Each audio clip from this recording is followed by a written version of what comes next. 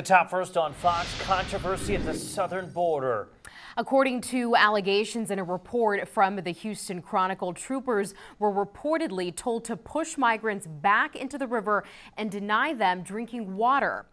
The Texas Department of Public Safety shared an email from a trooper medic to his supervisor expressing concerns over the, quote, inhumane treatment of migrants. The trooper wrote that they were given orders to push the people back into the water to go to Mexico and were also ordered not to give water to the migrants. A Department of Public Safety spokesperson said the Office of the Inspector General is investigating. Our Yami Virgin has been in Eagle Pass all day where that controversy is brewing. What our cameras captured today and what Yami uncovered at the border.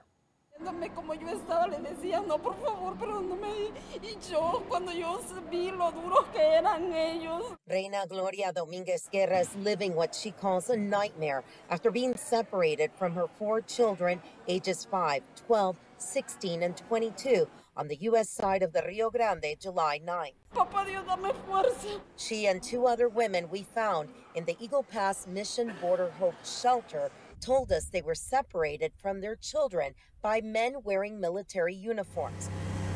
Currently in Texas, there are National Guards members from 14 different states. We reached out to the Texas military, who sent us a statement that in part says, no orders have been given under Operation Lone Star that would compromise the lives of those attempting to cross the border illegally.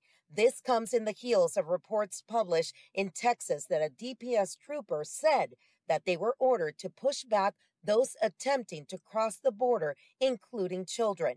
Allegations that DPS sources tell us are simply not true. Governor Greg Abbott's office and DPS sent a statement that in part says there are no orders telling service members to push undocumented immigrants back into the river or deny them drinking water. In this private property, a pecan farm called Heavenly Farms, workers allowed us to come in and see the fence and the concertina wire that the state has put up, to their dismay. On the other side of it, we saw men, women with their children, and unaccompanied minors waiting in the river to be taken into custody. Our cameras captured DPS troopers and service members, allowing some in and others, all men and unaccompanied minor males, sent back to the river. No nos vengan a ayudar porque no estaba migración. Yami Virgen, Fox News at 9.